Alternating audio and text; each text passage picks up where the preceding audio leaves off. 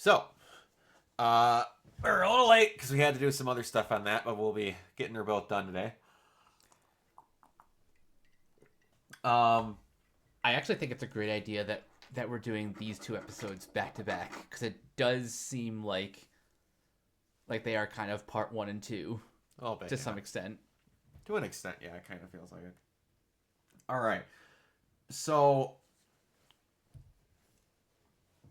start off. We get the little bit with Fisk and Karen, showing that Fisk is going out of his way to not do anything screwy with this and book her genuinely, because he can tell that he is going to get fucked over by the governor. Mm-hmm. So that is cool. I do appreciate that. However little it is, we get more of Mr. Charles in almost every episode now. Yeah, I know some spoilers for the next episode, but they're just vague enough that I still have no idea what his actual deal is. Yeah, I just find it funny that I know kind of where the show ends because of spoilers, but we also know that he just got cast in Man of Tomorrow. I gotta say, is it just me, or ever since Tarantino made those comments, he's been getting like bigger and bigger gigs? This is the most like unintentional fuck you to Tarantino I've seen in my entire life, with the amount of gigs that have just been handed to this man over the past like year. It is so refreshing to see him. Like, I mean, he was already Shaggy. Yeah. But now he's like on another level. Yeah, he's always been a good actor. Like, he hasn't always done blockbuster movies. Like, my God, he's did little kooky comedies like Without a Paddle, which he was always awesome in. But he's a good actor. Just because you don't like him, which, sorry, Tarantino, you like the same 7 actors that you like to work with. If you're in that position, don't make those comments. That's all I gotta say. Don't be that person. Just don't. And like, also, what was the other one he made fun of? Paul Dano? Of all people. Are you kidding me? Right? But getting back to Daredevil, the scene with him and Jessica Jones was fantastic. Yeah, it was. It was really good. She did threaten to kill him, and he's like, I don't know if you can because you don't have your powers. I was about to say, Charles, I'm pretty sure she could still rip your head clean off your shoulders without her powers. You've never seen a pissed off mother before. Nope. But yeah, he said that he is in charge of wherever Luke is currently. Which raises even further questions. It does. Because he's quite clearly not Valentina and has nothing to do with Valentina. So we have a separate person that's having the street level Avengers. I guess? That's handled by the CIA. I know we'll get the answers in season 3, but like, I'm raising them now because they are questions that are meant to be asked. Mm-hmm. It's just weird. As long as it gets me more of Mr. Charles, I don't care. Because I think this is just the most. Again, I think Lillard just shows up on set and like makes up the lines for the situation he's in every time. Like, you stole my shit. Like he's just talking. He's just like, we're not giving you lines. Just, this is your situation. This was going to happen to you. You say what you want. Like, I feel like he's naturally ad-libbing every fucking line he has. I love it. Okay, so we said in the last review, I have no fucking idea why Heather stole that earring. I still have no idea why Heather stole that earring. It still makes no sense, but I am at least happy they brought up that fucking earring for something. Right? This is one of those plots where like the further it goes along, the less it makes sense. Like, I get what they're trying to say. Heather, we've gotten spoilers. Heather's going to turn into Muse. I'm sorry for those that haven't seen it. If you haven't caught on that much, are you not watching the show? She's just going to be Muse. Mm-hmm. So I guess they're just trying to show that she's not being her normal goody, I go by the law self. So, oh no, she had to do the little, I'm the teenager and stole the nice thing I saw in the dresser. But I'm like, stealing an earring? The next thing is skinning people alive? Because it just...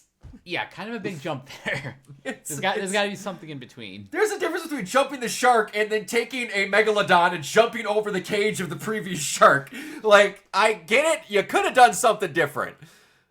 Because I don't remember Muse being a kleptomaniac. No.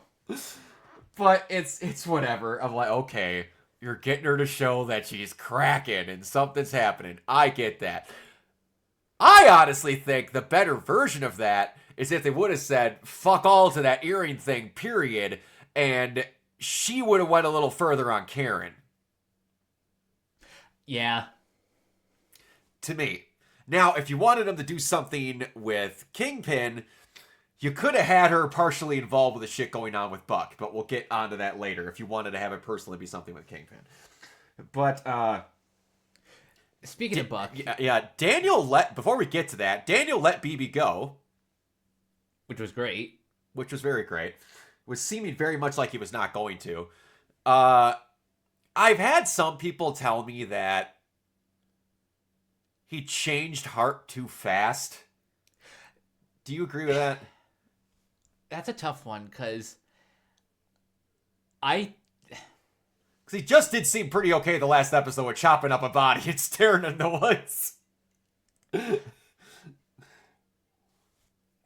I wonder if that was like. See, here's where I'm torn.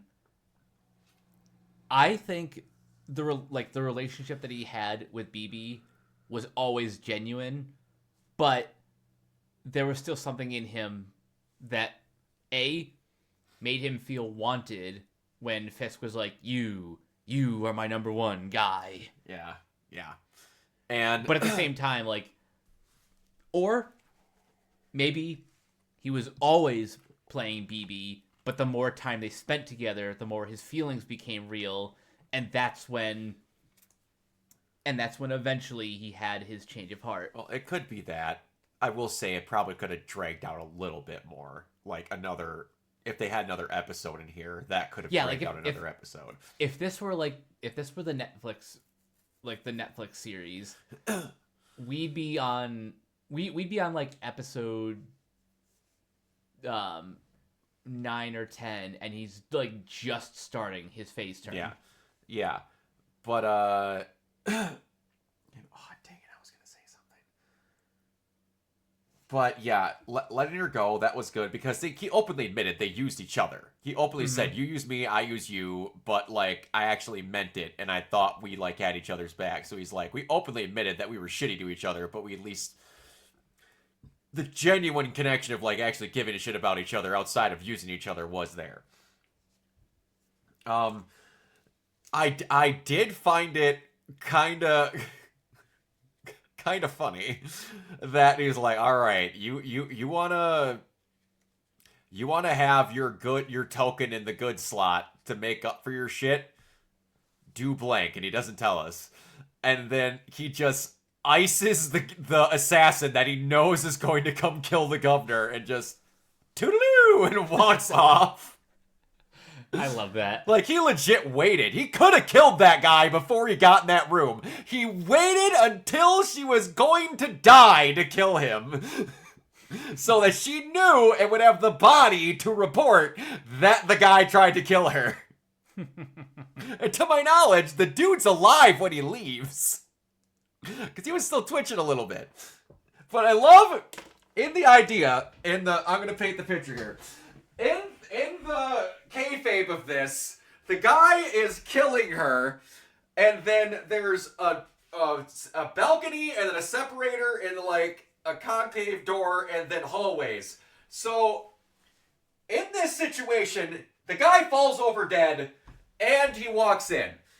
When knives were thrown directly at his back. So what had to happen was Bullseye had to walk into the room, throw the 3 knives, walk back out of the room, so then she could see the body fall over, look backward, and he could walk in, make his entrance, and go, bye, and then walk back out. I don't know what's more egotistical than he's like, no way, it's gonna look much cooler for the camera if I walk back out of the room and then walk back in. Because, like, well, you could do the horse shit where he's able to bounce pointed objects off walls. You could, but I prefer the visual of him going, no, wait, I'm going to walk back out, then walk back in. She'll think I'm a lot cooler. I mean, he's crazy. He's a showman in his work. He's a showman, and he doesn't like dogs in restaurants. It's unhygienic. One detail that I thought was awesome, and I thought they were going to do more in the scene to ruin the coolness of it, and they didn't. When Heather and Karen are talking, and she's starting to lose her shit, out of focus in that stainy, like, raindrop glass window, you see Muse staring at her, and I'm like, don't acknowledge that and never move it. That's gonna be the coolest detail. That's just awesome that no one's acknowledged it. In the back of her brain, it shows Muse is watching her. I'm like, they're gonna ruin it, and they're gonna make him like be at the desk, and she's gonna like turn and look at him, like, and they didn't. I'm like, that is such a cool little detail that is so minor, but it says so much. Yeah, that's a detail that I always love when something is like in the background, like, you know, never acknowledge it. Never acknowledge it. It's 1,000 times scarier. Like, a lot of people didn't like them, but the Strangers movies, when they're having scenes where the very first one where that couple is in the house and like they're just having a discussion, and one of the masked strangers just walks behind them on the thing. You don't cut to it. You don't change the camera. You don't zoom in on it. You just let the moment go, and you're like, that's what? And then the people never realize it, and it's just a creepy thing that's happening. That is 1,000 times cooler than you'd be like, oh, what's it over there? No, just let the thing be natural. That's better. Mm-hmm. Do that more. I have a feeling they've gotten better at editing as these seasons have gotten along, and they're trying more ideas, because, my God, I don't know if they got a whole different editing crew for this season, but it is leaps and bounds better than the first one. Fight scenes, everything is much better. And, of course, we have to talk about the trial. Absolutely. That was awesome. That he just shows up for the first time. Hello, Matt Murdock joining the processions, like... And you can't tell if Fisk is pissed or not, because he's trying really hard to not show emotion. Because he's like, you put out a poster for this fucker saying, we need to get you home, we need to protect this guy, we need to save him and bring Matt home. And that was going to be his big thing to get people looking for him, where he shows he cares for Matt Murdock. And then it blows up in his face when he shows up in court, where he's like, go ahead, hurt Matt Murdock now, and you just showed how much you love this guy. All according to their plan. Oh, and the fucking I can't remember what the lawyer who's defending Karen, the lady, I can't remember her name, the character's name. Oh, Kristen? Kristen. When she goes up and she's talking about, he's like, those marks on your face, what happened there? It's like, that was an altercation with Daredevil and Frank Castle in an apartment when I was looking for your sale. He goes, oh, can I ask why you were there? We were doing a wellness check. A wellness check with AR-15s and MRAPs? That's a little bit much for a blind lawyer, isn't it? You just hear everyone in the courtroom just laughing. They're like, wait a minute, this is kind of bullshit. Why were you doing a wellness check with loaded weapons? The point of a wellness check is to make sure someone doesn't die, and you're going in fully strapped with automatic weapons. Oh, that is good dialogue. You're not trying to be overly funny, you're just stating the obvious, and it's hilarious. Yep. But I do appreciate where they're like, Matt's like, they aren't leaving, are they? And then all of them are just standing around there, and he quite clearly is like, there are cameras everywhere. Because they're like, no, because you tell with the phone, he's like, fucking kill Murdoch. But he's like, there's cameras everywhere. We can't do anything. And then yeah, we get the chase in the base. Well, chase, I guess. The attempted assassination in the basement, where they get the lawyer out, they get Cherry out, and you get. I've just pictured in my head how dumb this looks if anyone saw him. Matt pulls the cool ass move of taking his walking stick and impaling it through the hood, through the window to stop the SUV. But that thing creates the problem where the supposed to be very, very blind Matt Murdock then navigates out of that parking garage all the way to that church without his cane. Yep.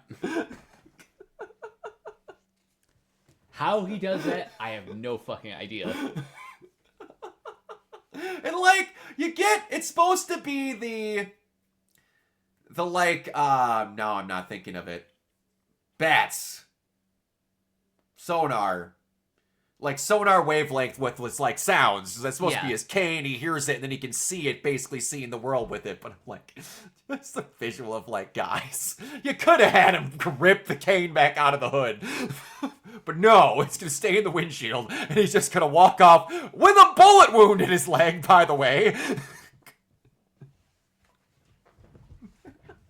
Just some of these times, just little details where it's like, 2 seconds in the editing room would have fixed that.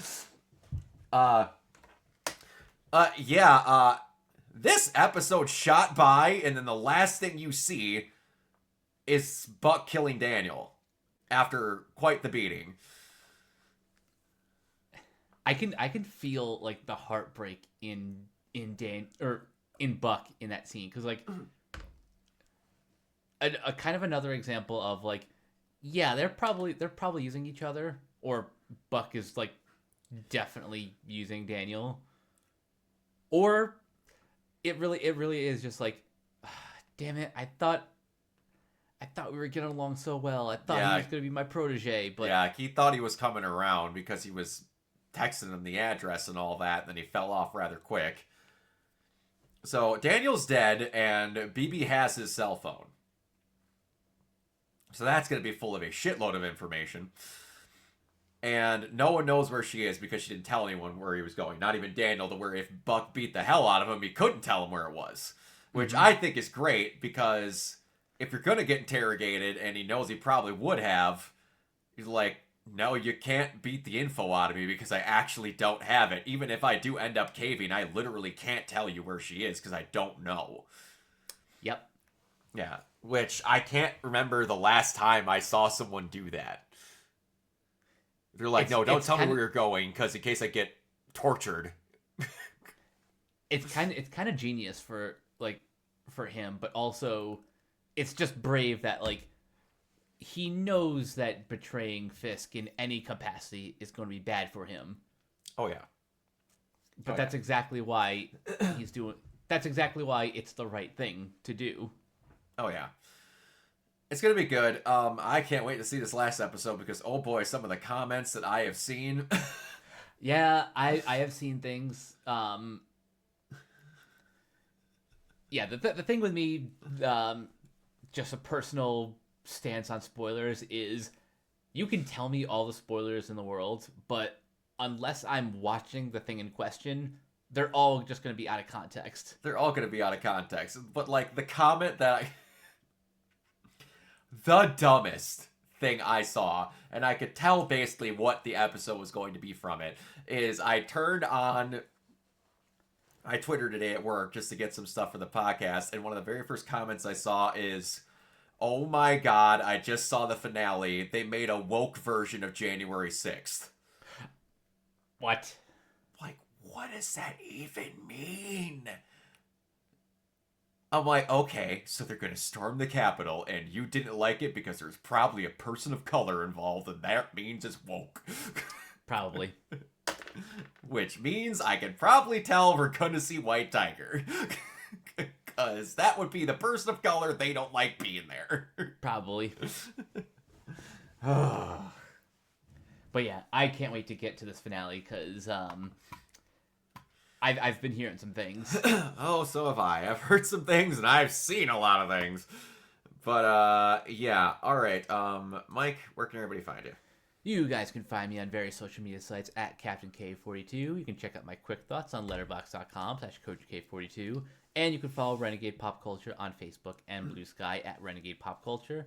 You can also find us on Twitch, twitch.tv/Renegade Pop Culture. You can also find us on YouTube at Renegade Pop Culture or Organized Zero.